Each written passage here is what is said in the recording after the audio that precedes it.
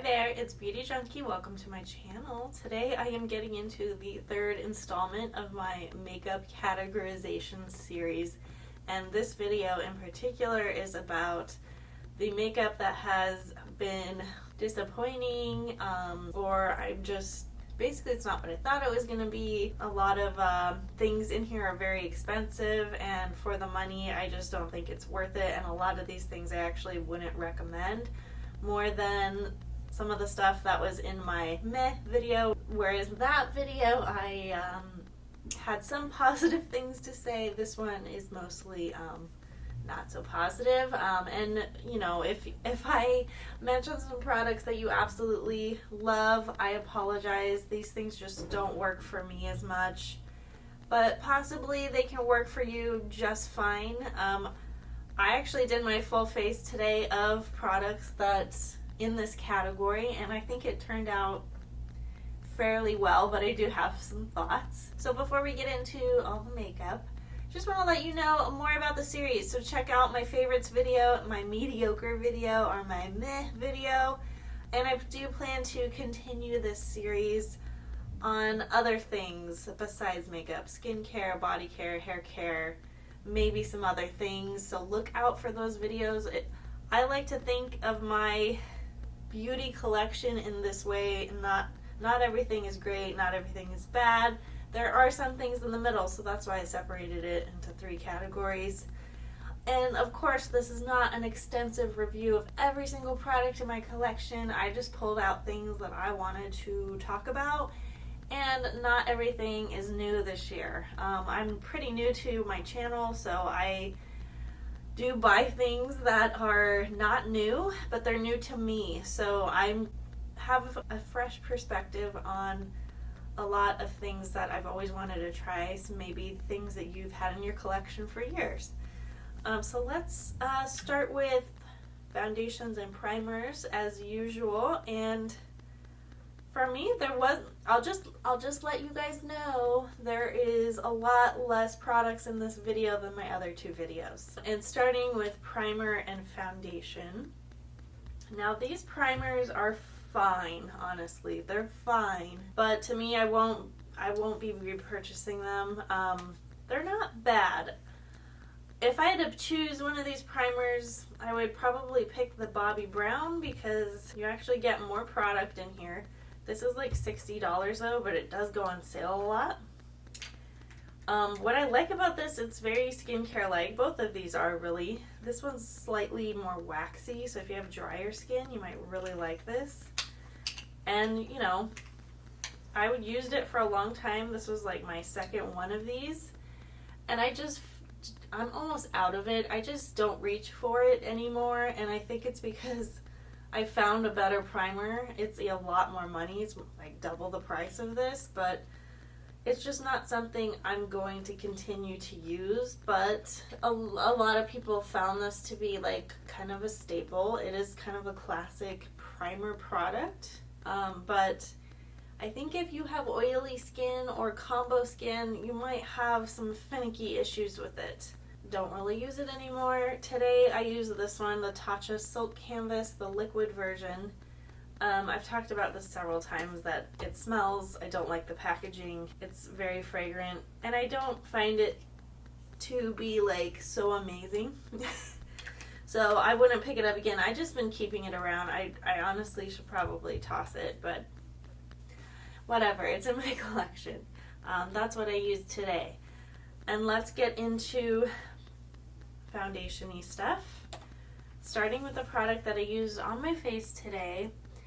And honestly, it's not that bad of a cushion. This is the M Cosmetics Magic Cushion, and I have the Cloud, this is called the Daydream Cushion, Cloud Dream Fair Light. It has SPF 50, which is very impressive. When you buy it, it does come with a refill. Sorry, this is very dirty. It has this unique shaped poof that I use to apply it. I don't think I really like the formula of this, and like soon after I purchased it and used it a couple times, I haven't really used it much since. And I think the sponge, while it's a unique shape, I feel like I want it to be a sponge like this, or just something with more holes in it. It just kind of sits on top of here and doesn't really help me get things into my skin that easily. Also, the product tends to settle around the edges of it, and like there's nothing in the middle, so it makes it like very messy, and things tend to like clump up around the edge when you're like pressing it in to get the product out. So I feel like the design of it isn't that great. But as far as like the finish on my skin, you know, I think this time was fine, but I think I find it to be not dreamlike. It's fairly thick, and it gives a good amount of coverage, and I applied, you know, quite a bit today. I don't love the finish of it, and I think it's because of the sunscreen in it. I'm going to blame it on that. When things have a lot of sunscreen, they tend to not look as great on my skin. And I think this is the case with this one as well. I mean, I'm sure you're looking at it, you're like, what are you talking about? Yeah, it's just not like the best finish that I've seen. I think overall this is a foundation, and it's not like a lightweight tinted product, sunscreen product like I was hoping it was gonna be. So for me, it's disappointing. I don't know how many people have used this that like this. I haven't seen a lot of people talk about it or review it, so I don't know what people's thoughts are on this cushion. You know, I've tried a couple other cushions. I don't know, I guess I'm not a fan, and I feel like the expensive ones are probably good, but you don't get a lot of product for how much you pay. Like, you don't get an ounce of product in here. And a lot of times it does come with a refill. It's convenient on the go, but it has some setbacks, and I don't think I've gotten over the setbacks, but I just also don't like the finish of this one. I feel like I have issues with it, but I even like used this sponge today with it. I think that helped, but even so, like, do I really want to carry this around with this? So anyways, moving on to a more tinted kind of things, let's go to the Arborian CC Water. I've got a surprise. I have a whole video on this, and this is a new product from Arborian this year. I love their CC cream. I think it's fantastic. This is CC Water, and this is their Fresh Complexion Gel Skin Perfector in Clair. The lightest shade, the shade that I have in the CC cream. This is a little travel size, and as you saw in that separate video, if you caught it, this starts out clear. It has little white beads in it.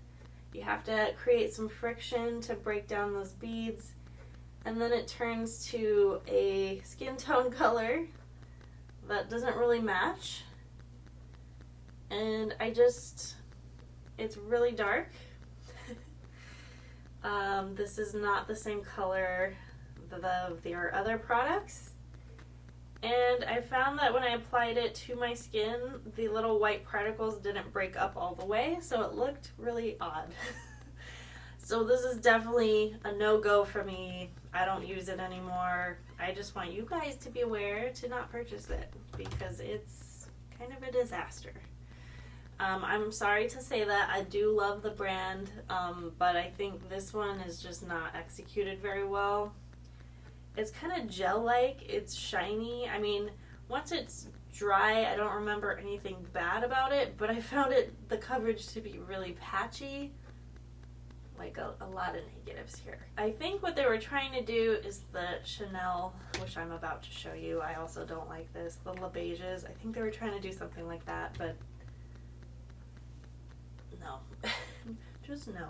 This next product is, I think they have the right idea. This is the Giorgio Armani Neo Nude. And this is the True to Skin Natural Glow Foundation. And I think I have the shade number 2. There's a 2 on the back. I'm not really sure. I think a lot of skin tints came out this year. You know, they're very popular. I love the idea of them.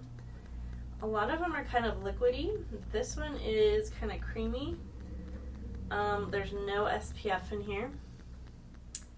I think this did not settle on my skin very well, and I wanted it to be a foundation that I could apply kind of haphazardly, easily with my fingers. But I just felt like it wants to be a thin texture, but it's not, but it is. Like it was kind of, not streaky, but would attach to my pores in a not pretty way. And I tried it several times. I don't recommend this one either. This next one is from Sicily. Very expensive. I do think I got it on sale during Christmas last year, 2020. This is the Sicily Tinted Sun Care Sun Cream. I'm not sure. Youth Protector, SPF 30, PA 3 pluses, 40 mils, 1.3 ounces. This is the lightest shade, 0 Porcelain. I heard really good things about this, and so I splurged. Anytime you buy Sicily, it's a splurge. This is like the thickest freaking tinted cream I have ever used. It's actually, because of the sunscreen in it, it's like a mineral, I think. It's very thick, not very appealing. I think it looks terrible on my skin. I mean, look at that. That's like I'm covering a tattoo. You know, I put a lot, right? So it's not like as full coverage as this. Obviously, like, I think more people would be interested in if it was like that full coverage. But it's pretty dang thick, and I'm not a fan. This is not what I'm looking for. I mean, I like a sunscreen, but this is like a white, thick sunscreen like back in the day. It kind of, oh boy. It kind of smells like a not appealing sunscreen either. Like, it does not smell good. I'm not a fan. I was really disappointed that the texture is like that. It's like an old school sunblock with a color to it, and the color also not great for me. It's very yellow, so that's a bummer. I got it at Selfridges, so I couldn't. I mean, I could have returned a used product, but I just didn't. I just keep it around, and I'm sad about it. So I don't recommend this at all. Like, usually when you're in the sun, you don't want to worry about like something that's heavy on your skin, like looking cakey or streaky. I don't understand that product at all. Next product is the Chanel Le Beige's Water Tint. I really want to like this. I don't reach for it though, because for one, it's really, really light coverage, but also the way you have to make it work for me is not fun or convenient. I don't like that you have to rub it in to activate the pigment. If this was just a gel formula with the stuff mixed in, I would be happier, and if I could apply it with my fingers and it looks good, I would be happier. So this is the shade Light. This is what it's like. Pretty runny. They give you a brush with it, and you have to use the brush to break up these pigments. Just using your finger does not work. So you have to like physically like go in with the brush that comes with it and break up all those little particles, similar to the Abornian one I showed you. And then put it on, and then, you know, you put it on your skin, and then you do this, buffing and stuff with like dense brushes like that does not do good things to my skin or like how the foundation, it's not as pretty or wonderful as I thought it would be. I know a lot of people mix this in with other stuff, and I just don't remember to do that, so I need to do that so I can make use of the product, and it's so that it doesn't go to waste. I also just feel like I have to use a lot to get some coverage, and I know like the point of it is a light coverage. I just maybe want just a little bit more than what it's giving me. So, I mean, I know a lot of people use it, but I wonder how many people on a daily basis use just this. I would be curious. So, I mean, it's fine. It's just, you have to use it in a very particular way that I do not enjoy. So, that's that. And then last foundation I want to talk about is also from Sicily. I think what makes these Sicily ones so disappointing as well, really, mostly, is the cost of them. Now I got this on sale as well, I think around the same time last year. I've talked about this. This one was really disappointing for me. This is the Sicily Cislea Latent, the anti-aging foundation. I have the shade 0.R Vanilla. This is from their higher end collection of skincare. They made a foundation, the Cislea, the most expensive of their skincare. And I was not impressed by with this foundation, and it's like normally I think almost $180. I think I got it a little bit over $100. I don't think it's worth it. It didn't like do anything that special. And I mean I've used foundations less than half the price of this, and they work much better. There's nothing wrong with it per se. I think maybe my skin isn't dry enough to enjoy it. It's fairly thick. It's got pretty packaging. It is skincare in here. It is like kind of moisturizing and nice. And I know a lot of people love Sicily, and I like some of their products too, but not everything is a winner for me. And this just, I don't know. I think I had problems with it laying down, attaching to my skin nice. I don't know, it's probably user technique error, but I feel like things shouldn't be that hard to make them look good. And the fact that it was so much money makes it even worse. But I want you guys to learn from my mistakes. That one didn't work for me. So moving on from foundation onto like face powders. My last video I had a ton in the mediocre category. This one I only have 2. So this one I've talked about before. It's the highlighter I have on my face. This is the Junkay. I think you can still find this some places. Les Palettes. This is like the sequin highlighter with gold and pink. It's fine. It's just not up to the performance that I think we're all used to by now with like really nice highlighters. It's really dusty. I had to put a lot to get this glow, and it's just not smooth or bright or super shiny, which you think you might get from this. I mean, it's kind of natural. Like if you over apply things, this is pretty safe, but for the expense of this, I don't recommend that one. Another Sicily product is the Blur Expert powder, Perfecting Smoothing Powder. This is this powder here. You've probably seen it. I haven't seen a lot of people use it lately in their videos because it's not a new product. It is like a baked gelée formula. This is similar to the Junkay Perfect Blur. It's very smooth. This is what I have on my face to set. And I think you can tell that this face does not match this neck. I generally don't have that problem. But I think it's because I use this powder and it doesn't match my skin. This is the only shade that it comes in. It's not universal. It's too dark for me. They say, a lot of people say you're supposed to use this before your foundation to kind of give you a smooth base. I've done that.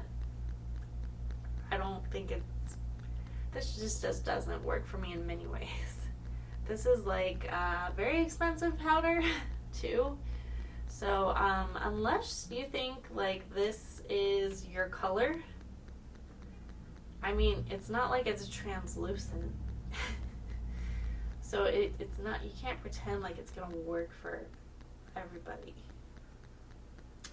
So I'm not a fan of that, and I mean, it's pretty, it's smooth, I just, not worth it for me. Alright, on to liquidy stuff for the face. I have 4 blushes here. So cream blushes, cream products have blown up in the last couple of years. I think this year especially. So much creams. And I think because cream products have kind of evolved over the makeup years, things that were used to be really popular, I think a lot of people have moved away from, because there's just so many new things to try. So I did a whole like haul with Glossier because I never tried it before. I'm super late to the game. And I know that these cloud paints were really popular at one time. These are like cheek liquid products. And I think the idea of them makes sense. These nice little bottles, they're very pigmented. I think though the formula compared to a lot of stuff that's out there these days is just not up to snuff. And you have to use, for blush, if you're going to use this as blush, you have to use the tiniest amount. And for me, generally, if I have to use such a tiny amount of something, I'm going to screw it up. Like, this is staining, but also, like, if I try to put this amount on my cheeks, I would look like a clown. And I just use, like, one little, you know, and it, so, I mean, it's just not user-friendly, and to me, you have to use a couple dots, and then you spread it, because you can't really spread it that easily to, like, make one dot work for your cheek area. So, it's just not executed as well as some of those new products out there, so I don't recommend using these anymore, buying them, because they're just so much better. There's a lot better things out there. I would equate this to like a lip tint for your face. And you imagine like a lip tint on your lips. It's a different texture. It's not quite as easy to spread around because it's like really thin but really pigmented. So like using that same idea for the cheek, I don't think it works. It doesn't work for me. A couple other products. I think this one is fine. This is a Rare Beauty product, and this is the shade Grace, and I think it's just a weird color. It's kind of a lipstick or a lip gloss applicator. Maybe if I got another color, I would like this more. This one spreads a lot easier. I don't know, I wasn't like really impressed with these, I guess. I was like, oh, it's okay. It's fine. I wouldn't go out and buy another one. And my last liquid blush from M Cosmetics, and that is what I have on today. It doesn't really go with the warm eyes. It's because it's like this lavender color, which I thought would be cool, but in reality, I'm like, I don't like this on my cheeks. It's kind of got a powdery baby pinkness behind it, which makes it look weird. So the applicator is unique. It looks like nail polish, and you kind of push the button, the liquid comes out. I think almost too much comes out for like a cheek kind of a product. What I know I don't like, and I know what other people have complained about, is the amount of glossiness. Like, you're getting that glass skin look. In theory, that's nice. But the way it feels is sticky. Like, it's still sticky. And it's been, like, 30 minutes since I've applied it. Like, I don't like the texture of it. And the way it feels. And the way it remains shiny. Like, it needs to dry down more. But, I mean, it's a look. It's different in that aspect. If you really want that absolutely glossy, glassy look all the time, that's going to give it to you. But I feel like most of us don't want that, you know, sticky feeling on our faces. Sorry for the negativity, but I'm just expressing my thoughts on these products. I hope you don't take offense. No brow products for this category, which is good, I guess. I don't have like tons of brow products. I tend to stick with what I like. But let's get into the eyeshadows. Eyeshadow palettes, big palettes first. So, I've talked about this before. This is what I use on my eyes today, the Vive Essential Palette. I think overall the colors in here are fine. I have a problem with the packaging because all of these shades fell out, they're still falling out. I'm not going to try to tip this over because of that. I really like the colors in here. I think it gives a really pretty look. The formula of this kind of started out smooth, and now that I've had this for a while, it feels pretty dry and pretty dusty. And it's one of those formulas that I feel like when you keep blending, it kind of dusts away. Like it doesn't stay there. So to me, this formula could be improved. Also, the glitter formula, a lot of fallout. I mean, it's fine. I don't think most people would complain if they got a look like this, but just the performance of it, I have some fallout on my face. And I'm looking really greasy right now, so I apologize. I just want this to be so much better. I want the packaging to be better. I just feel like it needs to step up its game. Next one is from Beautay, Terribly Paris. This is this palette here. A lot of people have seen this. I feel like it looks pretty, but it's a weird texture formula that I cannot get to perform smoothly on my eyes. I feel like I get some skipping with it when I use a brush. It's just not a smooth formula on my skin, and I don't know why that is. Also, these light shades do not show up on me, so just having two of the same shade, I'm not a fan of that. This guy from Pat McGrath I should have not picked up. This is the, Mothership Rose Decadence. You guys have seen these colors before from Pat. This is just in a different format.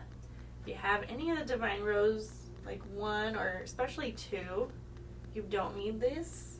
I mean, they do have, you know, variations of shades she already has. The formula is not quite as good as the larger ones, but it's still pretty good. Comes with a mirror, it's cardboard. I just know that this was a waste because I don't reach for it. Alright, onto smaller eyeshadow palettes. I just got this. First of all, the mirror fell out. This is the Victoria Beckham Satin Smoky Eye Brick in Silk. I just did a video, Victoria Beckham haul. And I picked this up finally. This is her one palette that is all like satiny, shimmery shades. There's no mattes in here. Most of her other little palettes are matte, and people seem to like those. This one I think is okay. I get a very basic eye look out of it. I mean, I like the small compact size. Like, this is way tinier than I thought, but I don't honestly think this is worth the money. It's not special enough in like the formula, the payoff, the colors. It's just not special. The only thing that's special is the packaging, but I mean, the mirror fell out, so that is that. This guy is my first Chanel quad. I used this shade in a video the other day,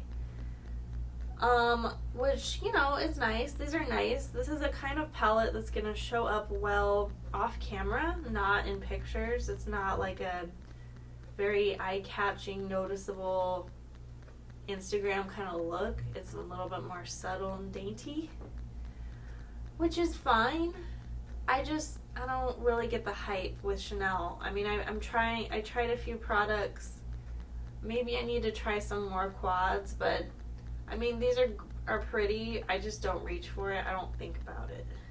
And this is the Quad 374 Allure Eclat. Yeah, less for ombres. This next one is from Dior. I think I initially really liked this red 5-color couture palette. This is $8.79 Rouge Trafalgar. I think the problem for me is the red doesn't go with the rest of the palette. Maybe this one a little bit, but this kind of fuchsia shade doesn't really go with the red for me. I don't normally do pinks and reds together. The combination is a little bit odd, so I don't reach for it that much. Next palette is the Tom Ford Meteoric. I talked about this before being disappointing.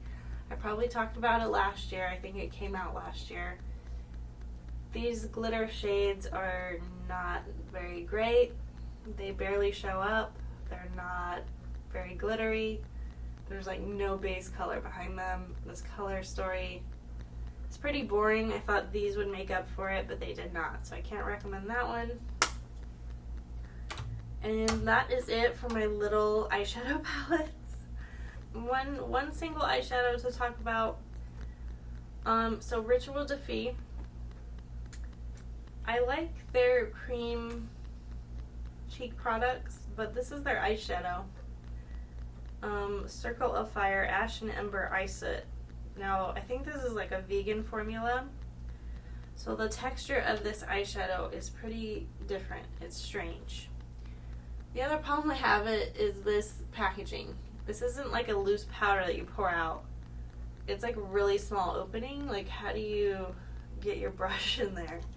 I don't really understand it. I think it needs to be redesigned. I don't mind a vegan formula, but it's kind of a uneven consistency for me. It's just when you apply it in reality, like a swatch is fine, but in reality on your eye, I had trouble getting an even wash of color. So I can't recommend that one. On to like mascaras, eyeliners, and lips. So eyeliners, everyone has a personal preference for these. Pat McGrath Labs, if you guys don't know, the liquid liner, great when you first get it. Of course it's working now. I have inconsistent luck with this eyeliner. Sometimes it works and sometimes it looks dried out. It dries out fast to me, in my opinion. It's just kind of streaky and gray, and it works at first and then it doesn't. So I don't recommend that liquid liner. I think it's the packaging, like it doesn't really seal that well. This Sicily liner, Vital Kohl Perfect. I have the shade Deep Jungle. I really love their lip liner, but this eyeliner, it's really dry. And I just don't think it's worth the money. It's not anything special. Mascaras, I have 3 here. I haven't found a mascara that I really love. First is Wayne Goss. This is waterproof. I don't like waterproof mascara, so I don't know why I bought this. But this one I really dislike. The bristles are non-existent, and I think that's the issue I have with it. It's uncomfortable for me to apply it to my lashes, and I just don't think it does much for me. This was an expensive Sicily mascara, So Stretch. This wand is nothing special. I felt like the formula was kind of dry, but this wand you can get at any drugstore. It's nothing spectacular. This last one, Victoria Beckham, I really liked it first, and then I realized there's something wrong with the wand. I like the tubing formula. It's really comfortable, but the bristles on here are too short, so I have a hard time getting in between my lashes. So that's like a huge problem for me. My lashes don't look very lengthened with it, so it just doesn't perform well. And that was the Victoria Beckham Future Lash. On to lippies and a brush. So what I have on my lips is the NARS Dulce Vita Matte Lip Pencil. I know a lot of people love the shade. I do think it's a gorgeous shade.